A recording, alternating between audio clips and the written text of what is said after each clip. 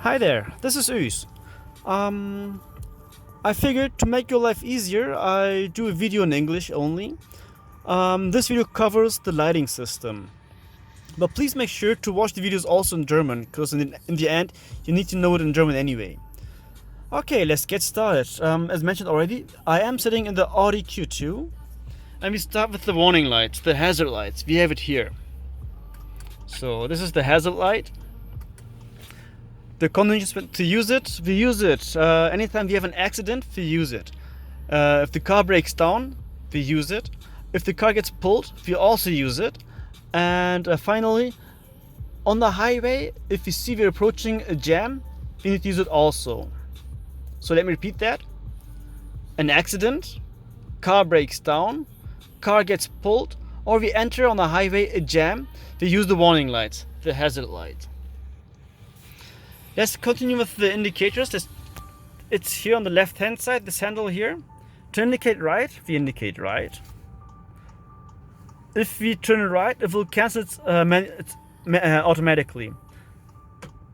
But if we change the lane right, we have to cancel it manually. You will get to know it better once we're in practical, once we're driving. Alright, continuing. Indicator left. To cancel, lift it back up. There's also this thing called comfort indicator. If you tap it up, it indicates only 3 times, cancels it alone. Tap it down, it indicates 3 times and it cancels alone. So it may get confusing in the beginning. Continue with the light switch. Here it is. It's on 0. This one is called standing light. So let me give you an example. At night we stand on the roadside, or on the roadside we have something to do, whatever it is. We use that one. It's only if the car is standing. It's called standing light, so we shall not drive with it. This is the dipped head beam. That's the light we use for driving. So at night we have to drive it. If it's raining as today, or if we have fog, or if it's snowing, we use it. We shall use it also during the day, but it's not wrong. We can use it. We shall. It's up to us. It's not forbidden. There is one thing more. It's called light for daylight. No, we cannot switch it off. There is always some light shining in front. In a different video, I'll cover that one also. So this is called Tagfahrlicht, daylight driving light. I have no proper definition for that one. Okay, let's get to the next switch here. Auto. This one switches the dip head beam on and off. Right now, depending on the degree of light outside, it will switch on the dip head beam or it will switch it off. Here I can see it's on already. Let's continue with the high beam. We use the indicator. If you press it forward, and there we see the blue light control lamp is on. So it's the high beam that's on. To cancel it, we pull it back. You can also give signal light. If you just pull it and let it go, it gives signal. Uses the same lamp, but this one's called signal light. So if you press it forward, you see it's the high beam. To cancel it, we pull it back. To give signal, we just pull it, let go. One thing is very important to know. We need the dipped head beam. If that's not on, it will not work. I can press as much as I want, but the signal light will always work. Okay?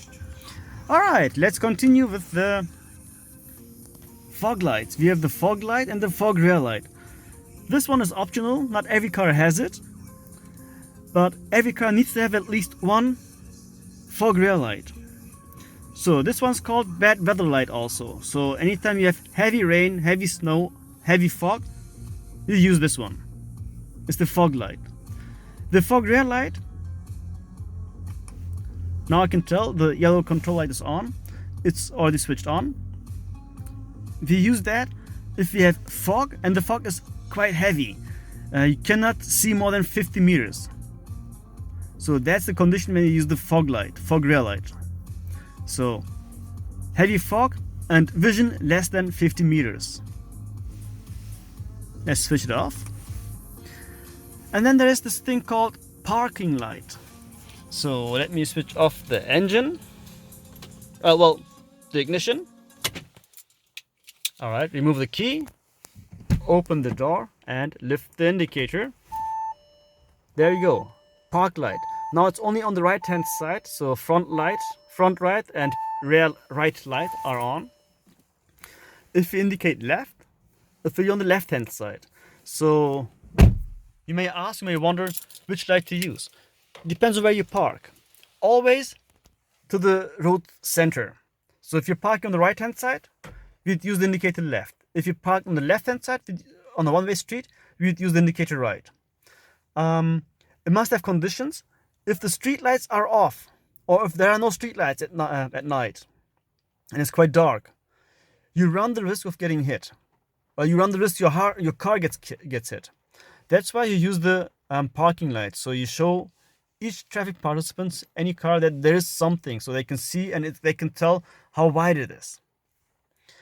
I hope this video is helpful. Make sure to watch my videos also in German. As mentioned already in the beginning, it's essential to know this also in German. In the test, the examiner will ask anything out of that. I hope you like my video. If you like my video, please give me a like. And if you have any questions, please get back to me. Have a good one. Bye bye.